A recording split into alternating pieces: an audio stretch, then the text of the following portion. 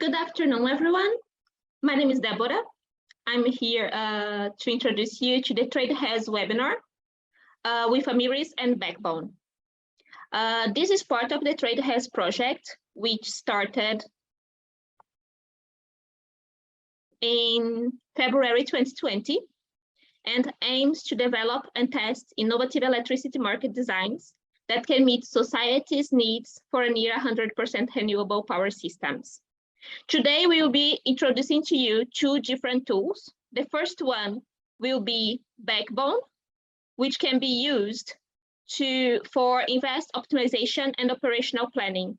This will be addressed by Nelli, a researcher from VTT, who is specialized in making energy system modeling more accessible for everyone. The second one will be AMIRIS, and how its simulations can help us. That will be addressed by Christoph, a researcher from DLR, which is expert in market interactions of multiple flexibility options. You can make your questions in the chat, or even wait until the end of the presentation to address them, or send them by email to one of our researchers, the option that suits you better. I hope you enjoy the webinar, and thank you for your presence.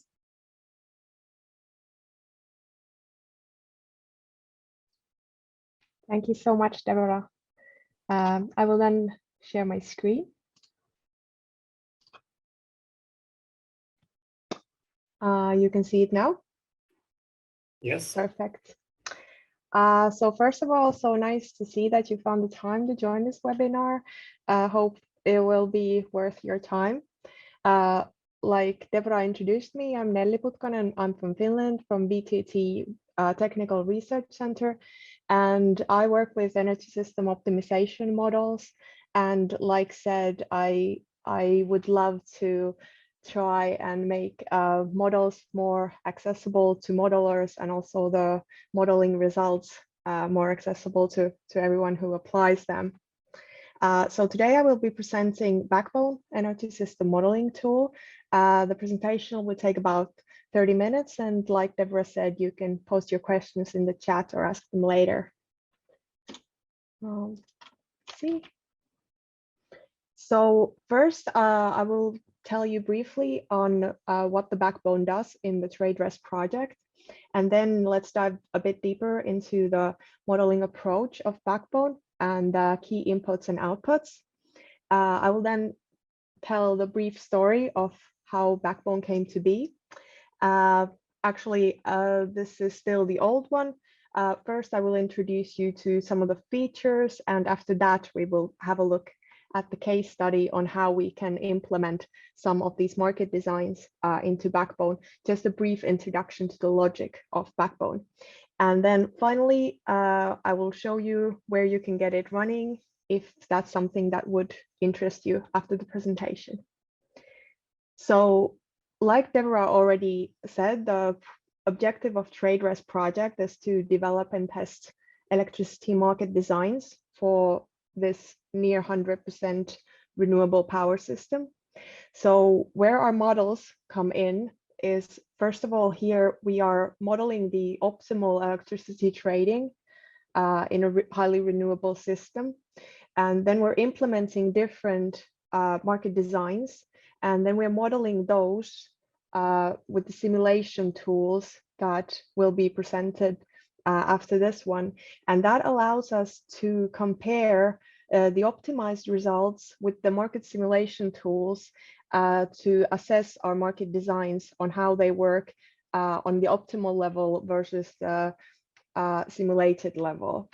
So where we are working on TradeRes with, we have on the far end, we have the pan-European large scale, and also we are working on case studies on national and local scales as well.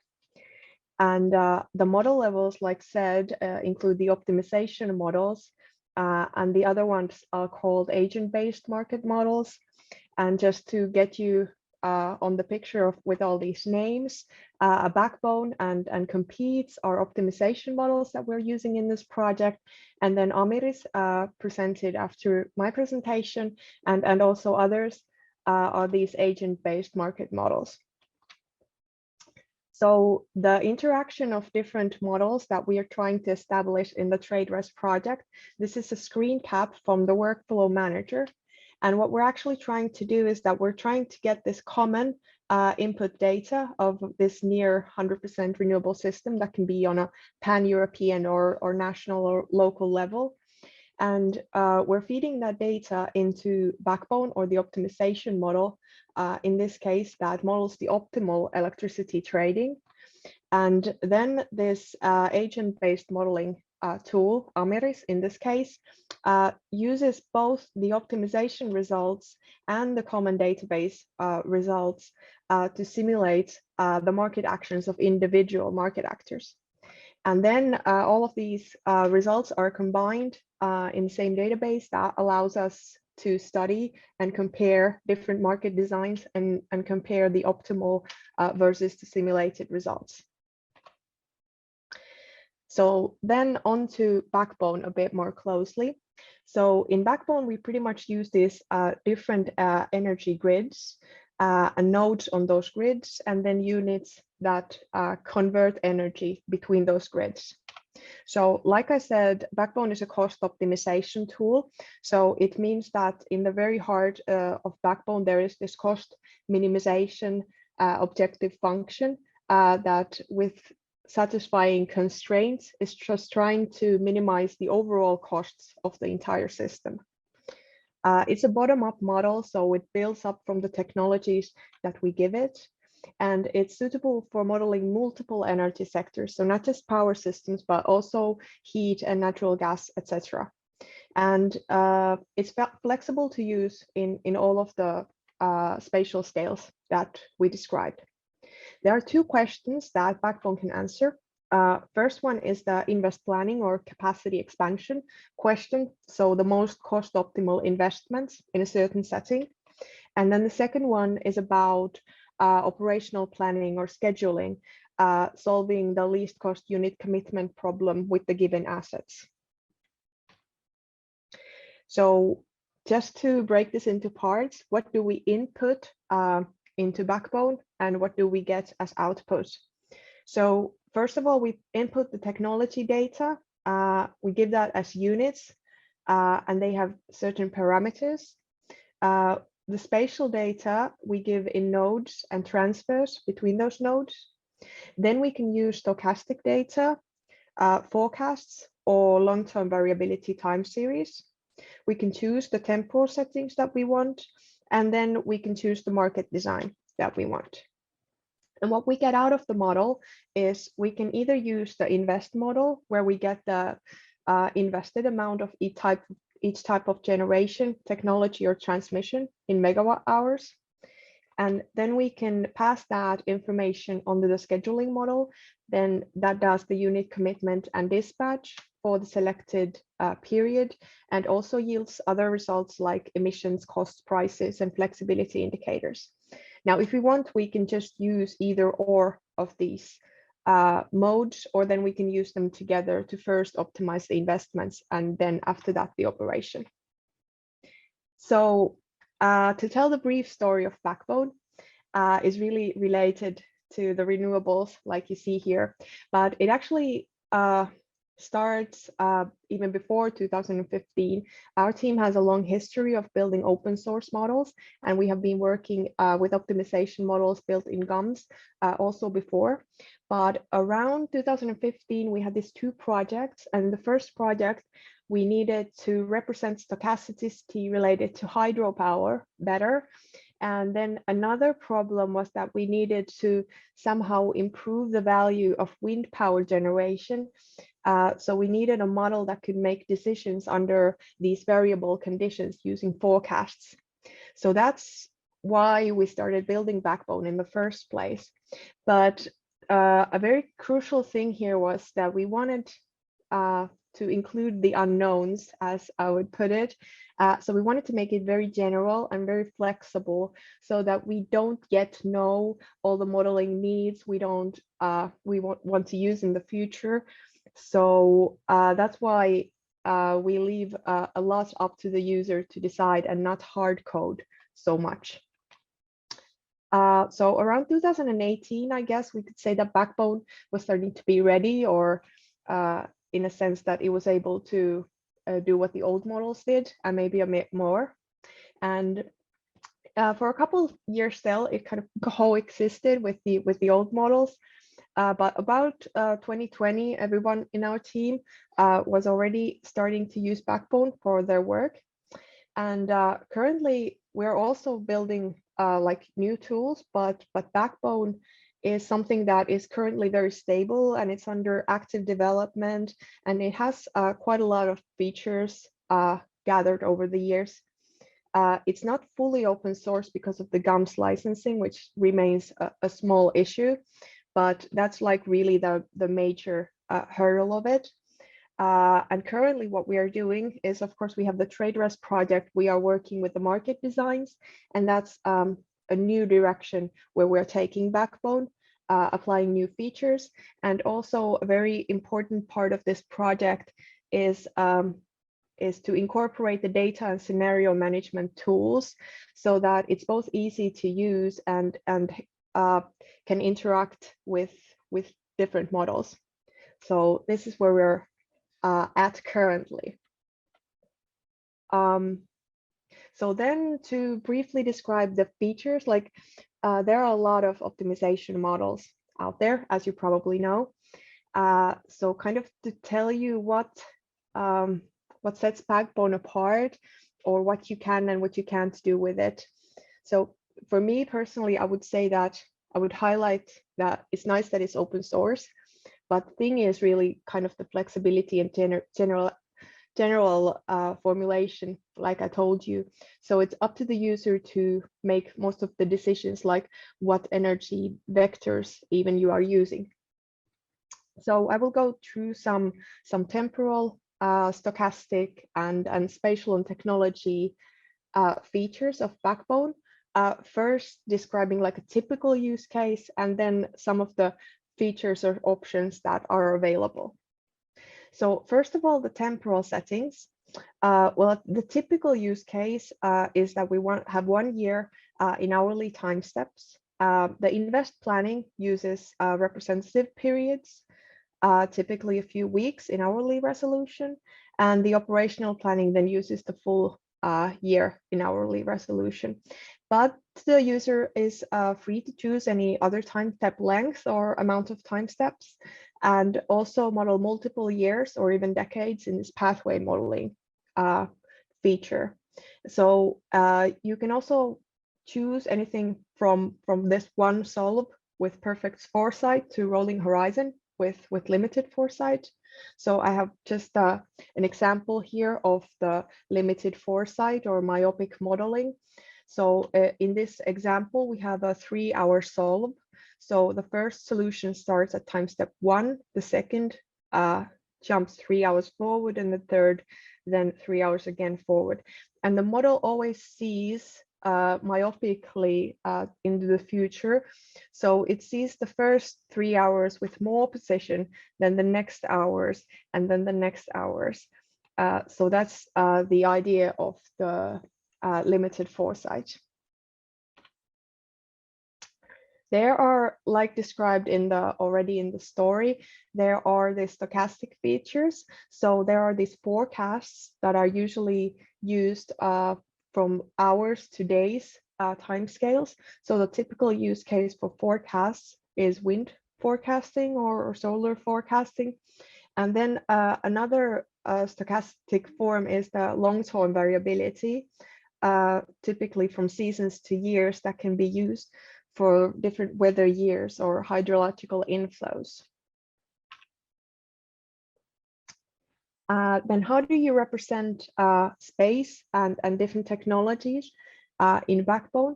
It uses this node unit structure that allows you to pretty much determine how you want to represent. Do you want to represent a very small system or a very large system? So here is an image from our demo model that is kind of maybe a typical use case.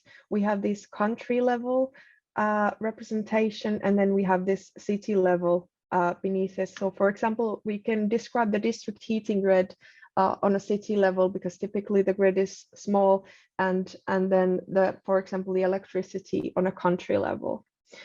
We use these different grids, which are these columns named here below, for different fuels and electricity, district heating, and then these squares are nodes on those grids. And then the circles are units that convert energy between the nodes, but they can be used flexibly. For example, they can be used for charging and discharging storages, or as electricity trade units. There are some predefined settings, like, for example, you can represent efficiencies in a multiple ways, or you can aggregate units at further time horizons. You have these options that you can use to speed up the calculation when you're working with larger models. So you have some predefined constraints that you can use, or then you can build kind of your own configurations with them. For the market design, like which is very relevant for this project, obviously. On the base level, Backbone optimizes it so that kind of each player acts in the best interest of the system. There are some predefined features to apply market design in Backbone, such as reserve requirements and inertia and capacity adequacy constraints that are typical for power systems. But then a lot of them will have to be user built. And that's actually where my example comes in. So this is work in progress that's actually built by Silke from Germany. She was kind enough to let me present her work. She's here. She can maybe correct me if I'm misinterpreting her work, but hopefully I can do it. But I just wanted to show you this to answer maybe the question that you may have, like, how do you build, what are the building pieces of a backbone energy system, and how you could then represent a different market designs within these systems, and how it would affect the results. So we are using this example data set of Spain-Portugal system from 2013. It has 3 nodes. It has some existing capacity, and then it can invest in the existing technologies or solar PV. And how could you test these different renewable support market designs in the system, and how they impact the generation mix? So we first optimize the investments when we put this into Backbone, and then we optimize the operation. So just the basic building blocks on how you would describe the system in Backbone. We would use just a simple system of 2 grids, first the commodity grid and the electricity production grid, with some nodes on those grids and a load connected. And then we have 3 types of units here. We have, first of all, the thermal units, some existing capacity that uses a constant price from the commodity grid and then generates electricity to support the load. It also has some investment price if the model chooses to invest in it. Like said, this is not a representation of all the units or all the nodes. It's just so that you get the logic. We also have a hydro units that is connecting the hydro inflow and the hydro grid to generate and store electricity. And then we have the possibility to invest in some solar PV capacity with a certain invest price. And then when we just put in this example data set in the model and run first the invest planning and then the scheduling model, we yield this optimized generation mix. So we see here that there's quite a lot of base generation in coal and nuclear, but the model has also invested in some solar generation here in yellow. And then we want to test this setting by modeling different market designs. First, a capacity premium or a market premium for the solar PV, or then model prosumers that see either dynamic or static consumer prices. So if we want to build a capacity premium, that's quite easy because really it's just an investment support. So we just reduce the investment price of solar by 25 or 50% and see how that impacts the results. Then if we want to model a market premium like a feed-in tariff, it's quite simple that we just use negative operation and maintenance costs so that the model actually gains money when it chooses to use the solar PV units. And if we just put these changes to the model and see, like, just to remind you, these are not actual results. This is just a representation of the logic of how you can do this in Backbone.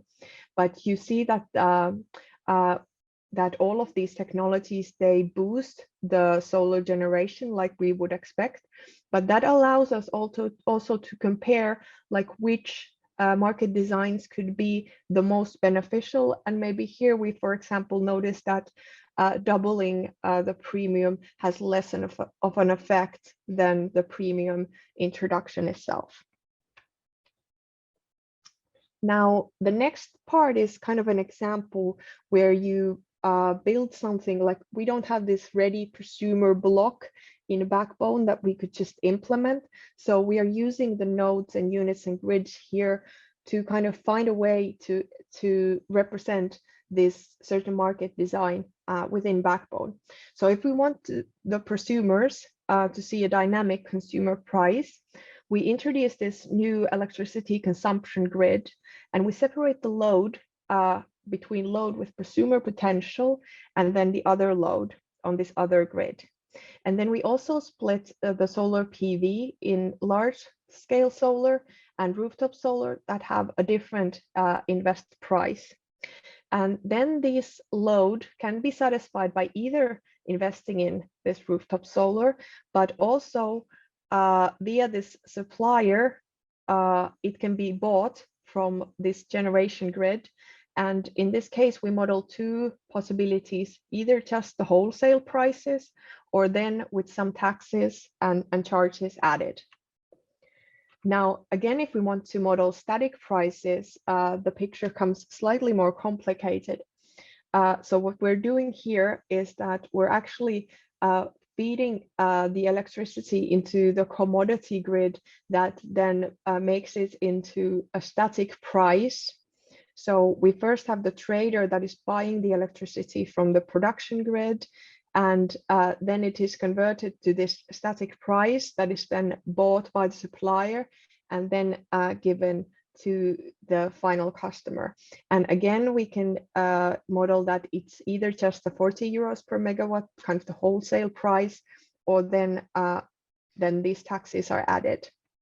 And then if we compare the results, we can see that with the no taxes charges, oh yeah, that's this yellow one is the large scale solar PV, and then this orange one is the solar prosumers. So we can clearly see that with no taxes, the cheaper large scale solar takes over. But if you include the taxes, this is a market mechanism that supports prosumerism over large scale PV. And here with the static prices, we see that actually if we have no taxes and charges, it's very poor in promoting solar PV at all. But then if you add the charges, then we see some solar prosumerism. And that's like I still want one more time to emphasize, not this is ongoing work, not real results, but hopefully this will allow you to grasp the logic of Backbone a bit better. So finally, if I have convinced you that this is something that might be of use to you, like maybe you want to see a few tips and tricks, or maybe you want to try it out yourself. So it's available for download in GitLab. There's also this wiki with some instructions on how to install it and how to get it working. And you should use the demo 1 model to start working with it. There are tutorials in YouTube. And also we have these bi-weekly calls for Backbone users. You can contact myself or Juha Kiviluoma to get involved. So yeah, I guess that's all I had to say, and I would be delighted to answer any questions that you may have.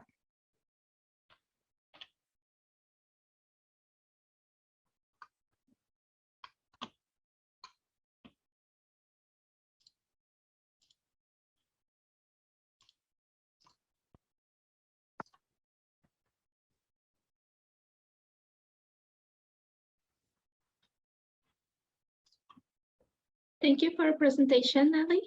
And someone have questions, can write in the chat or ask now, so you can address the issues.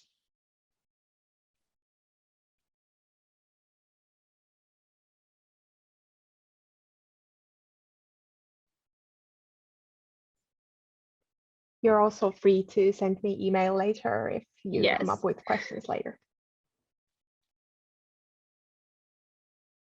So for now, you can start with Christoph, and then in the end, you can also have more questions for both presentations. Thank you. Thank you.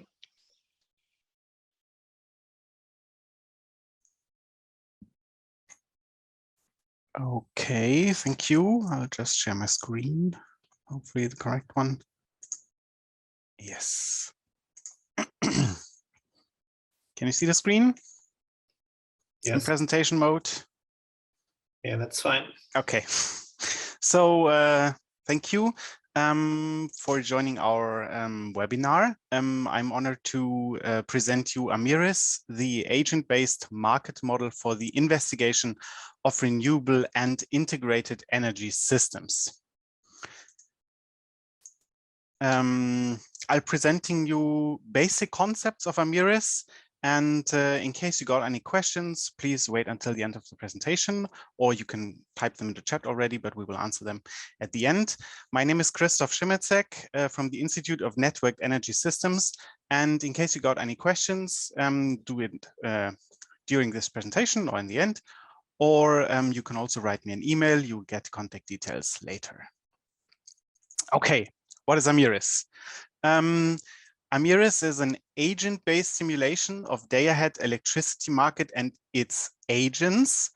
So it's quite different to the optimization approach Nelli just presented.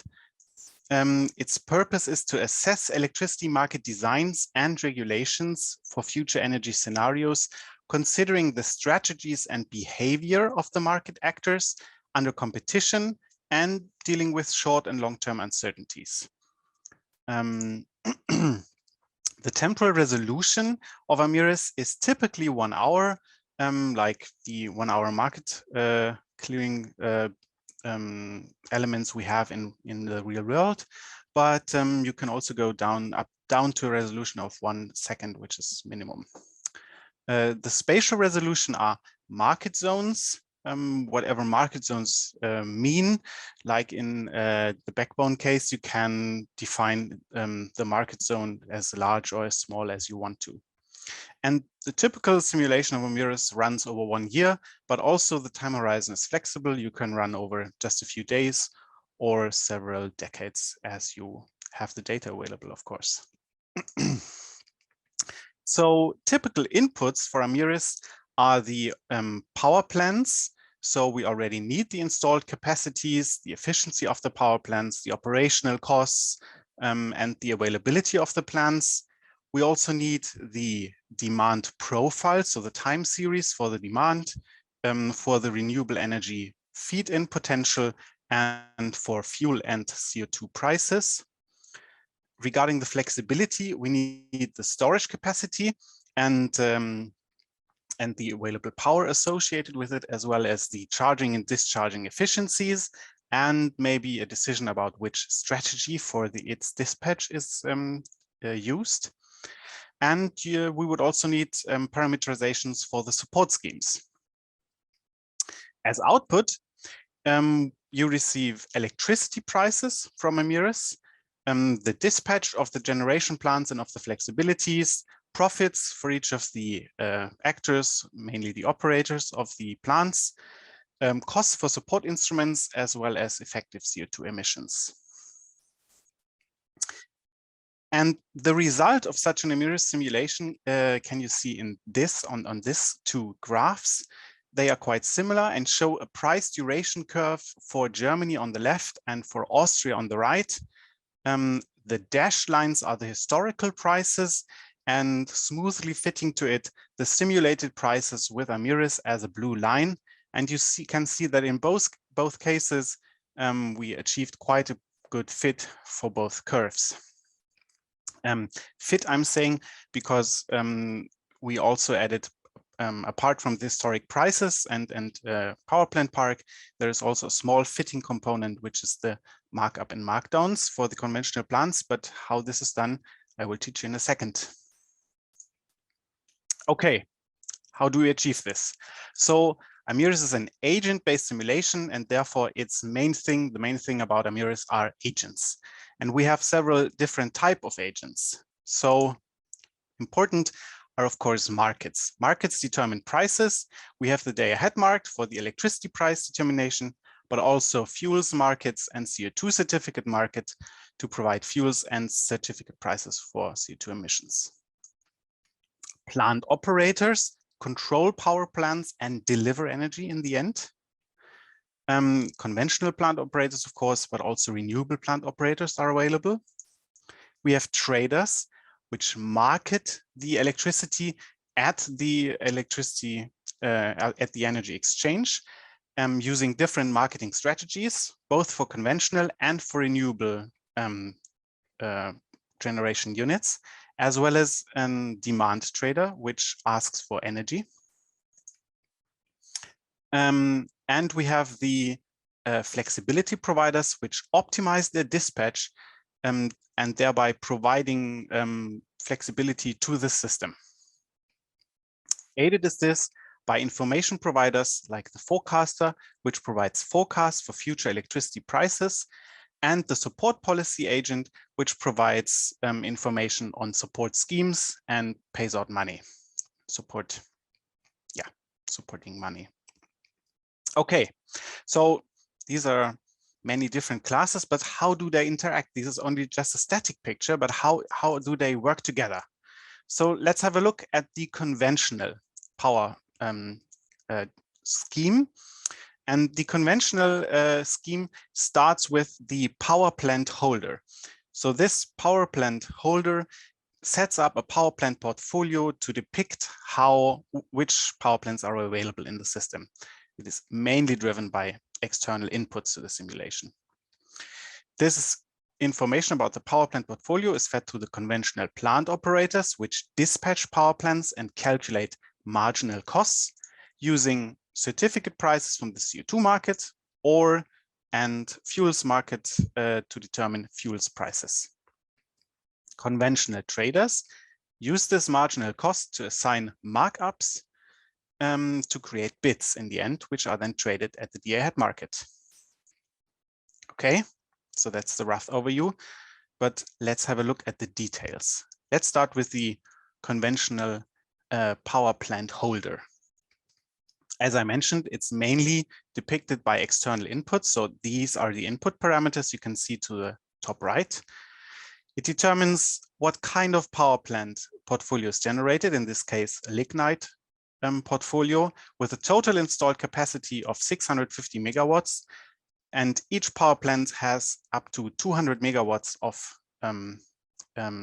power that it can produce, which is the block size. And the whole portfolio has a minimal efficiency of 30% and a maximal efficiency of 45%.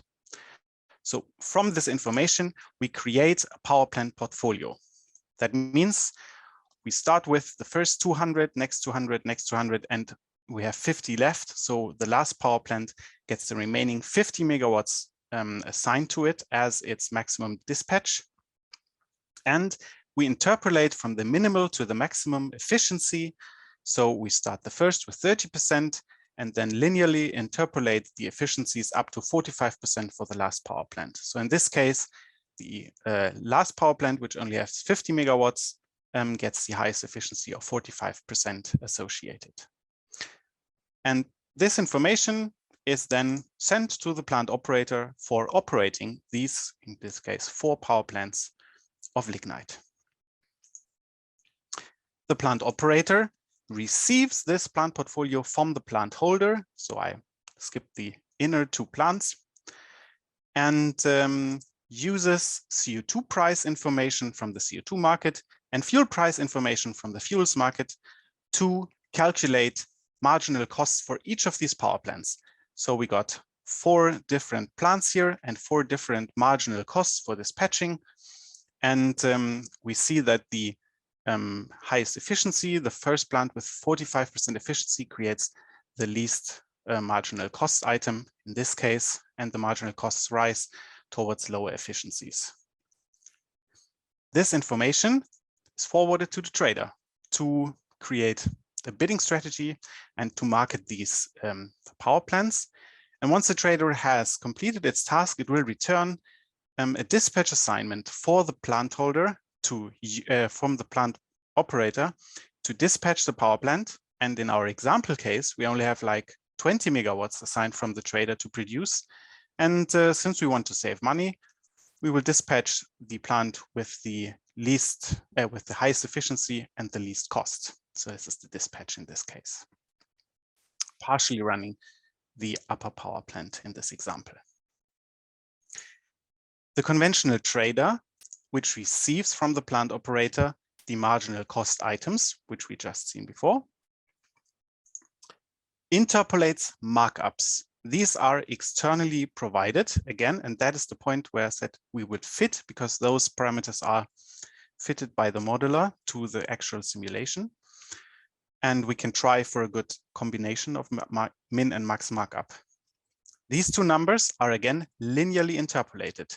So we start with the plant with the lowest marginal costs and assign the minimum markup, in this case a negative number, so it's actually a markdown, and linearly interpolate until we reach 40, and we achieve the highest markup for the plant with the highest marginal cost. The idea behind this is, if you have a plant with low marginals, it is likely to be in the merit order from the previous hour, so it is likely to be running at the moment.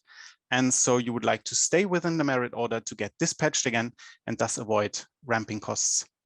At the same time, you would, if you have an expensive power plant from the marginal costs, it's unlikely that it's running at the moment, so it's likely out. And so you do not want to have it go in for free, because you would have to ramp it up. And so these additional ramping costs are represented by this markup here. This is a static number used for all over the year, so it's just very few fitting parameters for the merit order actually. Once we have this markup, we just simply sum up the marginals and the markup and end up with the bidding price. And with this bidding price, we send these bids, so the power and the bidding price, to the energy exchange for clearing and hope that we get awarded. The actual awards, which we receive from the energy exchange in return, for example, in this case, 20 megawatts, will be forwarded to the plant operator for dispatch. Okay. That was the conventionals. Let's have a look at the renewables. They are quite similar. So we have plant operators, which calculate marginal costs and dispatch power plants. We have the renewable trader, which creates bids and, in addition, requests support from the support policy. And the support policy, which calculates support tariffs and provides funding for the renewables. Okay, let's look at the details. The plant operator, again, gets information about the plants in this case. So we have an energy carrier information. So in this case, we want to have wind turbines, so wind onshore. We have an installed capacity, which is at the moment available. Can be a time series or a static number. We have operational costs and the yield profile. The yield profile is a time series which assigns every hour of the simulation or every time step of the simulation, if you go to other time steps, potential production multiplied with the installed power. And in this case, we end up with 497 megawatts of potential production we could produce with our portfolio for this agent. We add the operational costs and have our marginal costs item, which we simply forward to the trader and wait for their marketing efforts. Since we have low costs, we are likely to get awarded. In this case, we are awarded fully. And once we receive the dispatch assignment from the trader, we dispatch the plant, in this case, let it run and produce all of the perfectly known power potential for our power plant operator.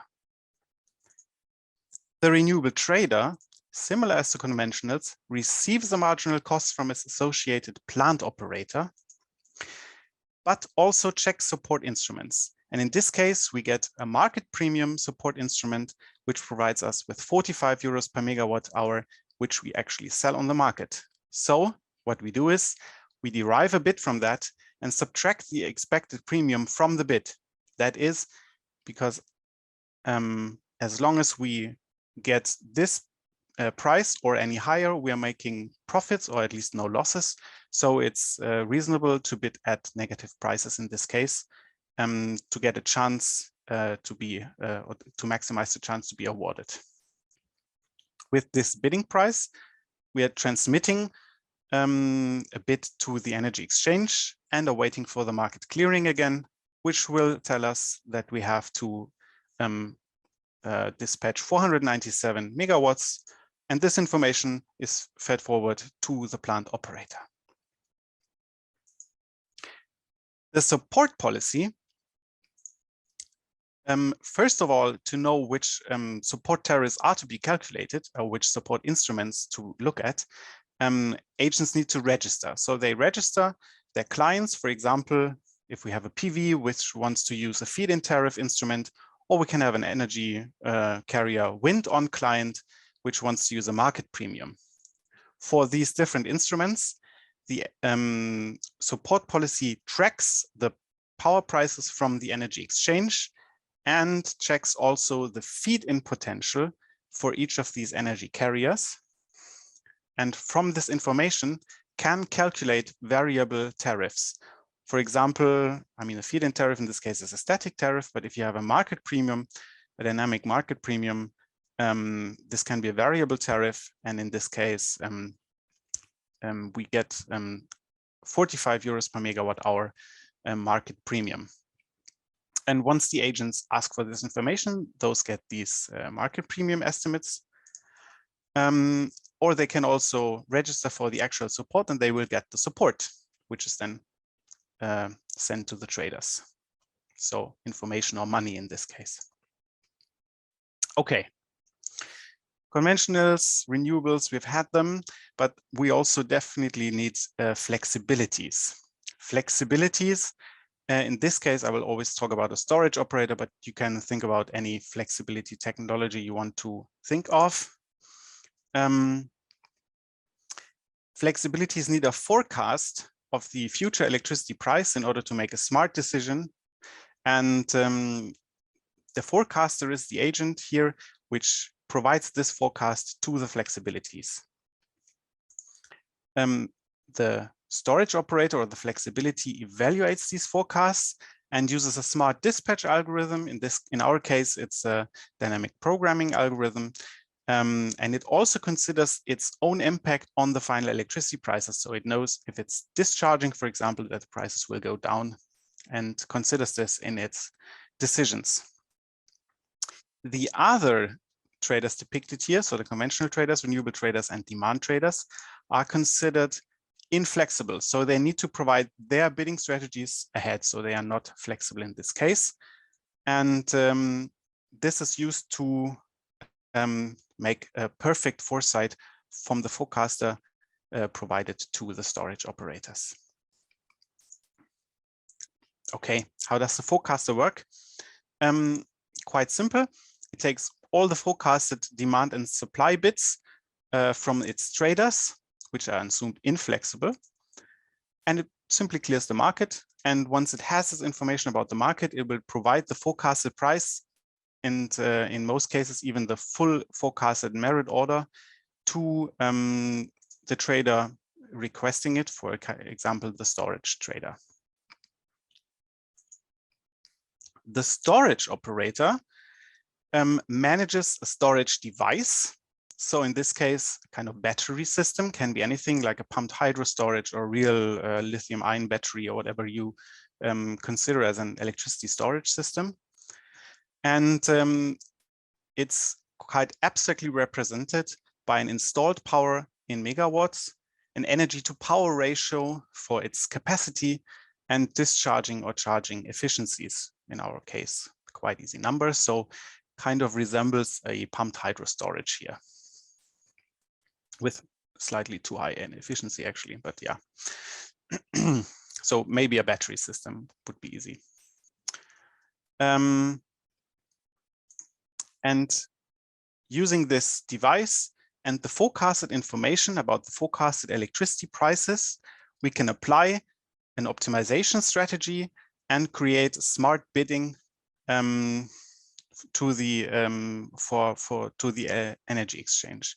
And as you can see, the forecasted price is 37 euros per megawatt hour, but we already consider that if we discharge 500 megawatts, the prices will go down, and therefore we will already bid with a lower price at the electricity exchange, at the energy exchange.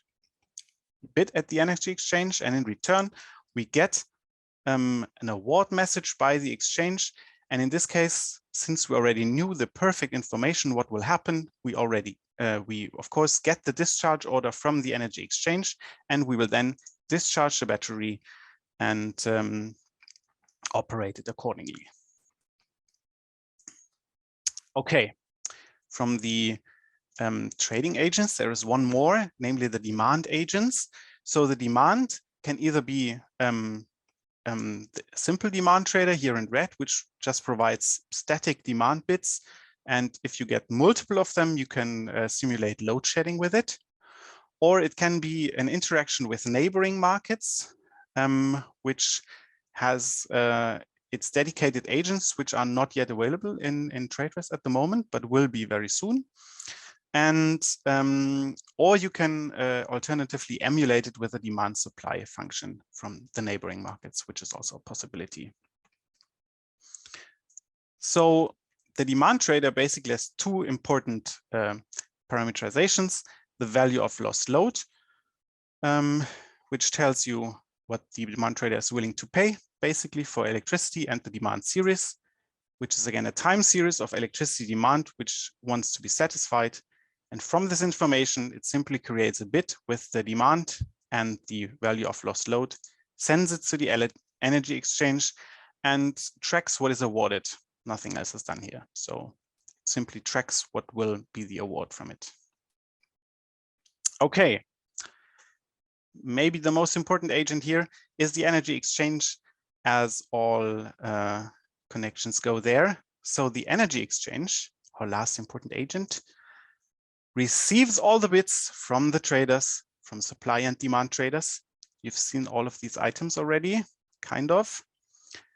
And then clears the market by sorting these bids and assigning at the cut where both lines intersect, assigning to the left all of the bids as awards with a uniform electricity price, and sends this to the traders, back to the traders. So not too difficult indeed. Okay, you've seen everything. All of these agents, how they interact with each other. This is the kind of complete picture now with all of the interactions in one go. And within the TradeRest project, we have already compressed AMIRIS in a spine toolbox workflow. So you can run the whole AMIRIS in one go without just pressing one button. I will show you in a second. So you can easily check it out from the GitHub project, from the TradeRest GitHub project. The Toolbox AMIRIS demo, where you will see exactly this picture. And I recommend to watch the tutorial videos about AMIRIS and learn how to install and execute it, how to modify its inputs, and even understand the outputs which are produced by AMIRIS. Okay, so I said it's be easy to run it, so I'm just demonstrating this really. I've already started Spine Toolbox, which is a one command line, and opened this Toolbox AMIRIS demo. Can you see it, by the way? Yeah, okay. So once you have this open, the only thing you need to do is actually press execute. And this will read the scenario file, create a configuration from it, run AMIRIS, read the result files, and store them in a database. So that's while AMIRIS is running, it takes a few seconds. While this is doing, I can already open up the database browser, and we can have a look at what already has been created in the last runs. And you can see here the different results from the energy exchange agent, which are produced by the different runs. And if we go to a previous result that I just ran today, an hour ago, we can have a look at the time series by double clicking at the time series. And you can see the electricity price over 1 year as a nice graph for this simulation. In this case, it's just a German sample scenario where the results I presented you earlier on slide 2. Yeah, it's as easy as that. Just closing this database browser. It's still running. It takes about 20 seconds without having an open presentation, actually. With the presentation, it's slightly longer, but you can trust me, it's quite fast. And in case you want to learn more about AMIRIS, you might get access to this presentation. I'm not sure, but I guess so. And if you will get access, please don't hesitate to click on any of these links or follow these QR codes, which will show you our GitLab project of AMIRIS and also wiki page to get more information or ask questions at the OpenMod forum, or just contact us at amiris@dlr.de. So thank you.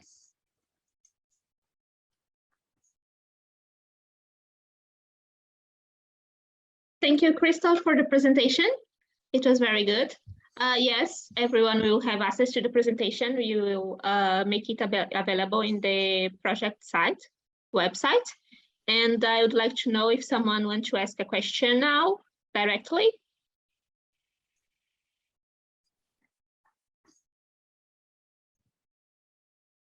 Or if they prefer to send it by email later. Okay, we have a hand here.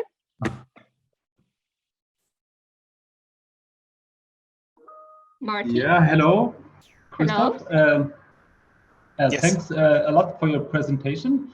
And I would like to ask how many individual power plants are in the modeling run now, that I can estimate how maybe the computation time will increase if I put more for a cloned project. Yeah. So in this abstract model run, there are like, I think, 20 agents, but as the conventional power plants are still modeled individually and will create an individual bit each. We have about 500 maybe roundabout power plants modeled, or power plant units modeled. And yeah, on my computer without presentation mode takes about 40 seconds or so, depending on, yeah, sometimes it's faster. Okay. But we also have a run where we model each individual power plant in Germany. And I think it takes really longer. So I think it's about an hour or so if you simulate every power plant. So 20,000 units or so takes longer. Okay. Yeah, thank you very much. We have another question from Fernando. Yeah, thank you, Christoph, for the presentation. I have a question actually for both presentations, but I can start with you. Like, if there is any minimum requirements that we need to use these kind of tools, because I don't know what we. I mean, you are showing that it's open source, both of them, but the first one, for example, the one from Nelli, uses GAMS, and I think that GAMS is a tool that you need to pay for using it. I don't know if this one has also this kind of requirements that we need license or something like that. No. So AMIRIS is Java and Python based. You would need a Java and Python installation, which is the requirement, but there is no paywall kind of anything like that. So it's yeah. So it's purely open source then. Yeah, a Git. I mean, there is some. It's significantly easier if you have Git and Maven from the Java side, but everything from AMIRIS side, everything is packaged. So we package AMIRIS, and Fame, which is its development or its background engine, which is also open source. It's packaged to Maven for Java geeks, and the pip tool, the Python tools are packaged to pip. Yeah, okay, thank you. And what about this GANS requirements, I think in Backbone, if you can comment something, Nelly? Yeah, thank you. Yes, like I said, the only licensed software that you need here is GAMS, which is the programming language, and you can test it with the demo license. But if you want to run like real models, unfortunately, then it requires the licensing. Other than that, it is fully open source, so you can see the code and modify it fully openly, and Spine Toolbox for operating it is fully open source. But yeah, that is the one big drawback of Backbone, I would say. Yeah, and have you thought, for example, to go for another kind of toolbox for optimization that is open source, for example, or you haven't thought about that? Yes, actually, that is, like I mentioned in the timeline, that we are developing new tools. We have this Spine Opt, which is developed with the Spine Toolbox that is using Julia, and it would solve this problem. This is, of course, not about Spine Opt, but it will pretty much have all the properties that Backbone has, and will be kind of the next generation model. The thing about Spine Opt currently is that it's not, it's such a new model that there's not many projects under it yet. So it's maybe a bit immature still, but yes, we are working on this. Yeah, okay. In any case, thank you both, because I think that is super nice that you have all this, information and all these open platforms. This is really helpful for the people that is working in this kind of topics. So thank you both. Thank you. We have two questions in the chat. The first one is from Andre, and he asked the question about agents. If it's possible for him to build his own agents, and what would be necessary for that? Yes, it's of course it's possible to build your own agents, and to the extent on AMIRIS. What is necessary for that? You would need to use Fame, because AMIRIS is already using Fame. So the only requirement actually is to extend upon the base agent class from Fame, which will then tell you which constructor it needs. So it's quite an easy constructor. But there is a project in the Fame project. You will find a demo application for Fame, and it guides through what a Fame agent actually needs. So it basically needs a definition of which inputs go in, which output it generates, and how it communicates with other agents. So these are basically enum definitions that you need to consider, and then you need to implement them yourself. It's a bit abstract, I guess, but you will see when you open the Fame demo project, each line of code is commented and explained what is happening there, and it's not too much code actually. If you're interested, I'm sorry, if you're interested, just don't hesitate to contact me directly. And if you don't understand what's happening in this FAME demo project or what's happening in AMIRIS, don't hesitate to write me an email. Or if you're interested to build your own, I can easily help you. Yeah, okay, thank you. I got a picture and I have a look. Thanks. Okay. You have another question that's for Nelly. Patrick wants to know if Backbone have facility to calculate the optimized cost of revenue of prosumers in local level energy trading. If I understand the question correctly, it's a question about the specific revenue or cost experienced by the prosumer, and that the answer to that question is no. Backbone can only optimize the overall system costs, and that is kind of a job for AMIRIS types of programs that you can kind of look from the perspective of a single actor in the market. So directly Backbone can't be used like that. Okay, thank you. More questions?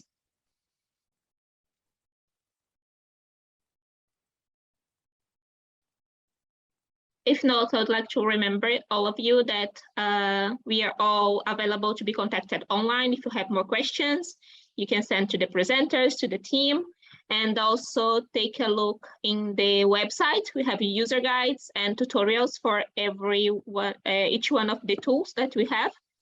So you can use the user guides, get access to the tutorials, and also the webinar will be available online, so you can check later if you have any doubts or want to see again some parts of it. Okay, so thank you for all. Yeah, looking forward to see you next week. We have another 2 tools to present with Smassen and Hairstraight. We are looking forward to see you next week, and I hope you enjoy it. Thank you again, Nelly and Christoph, and see you later.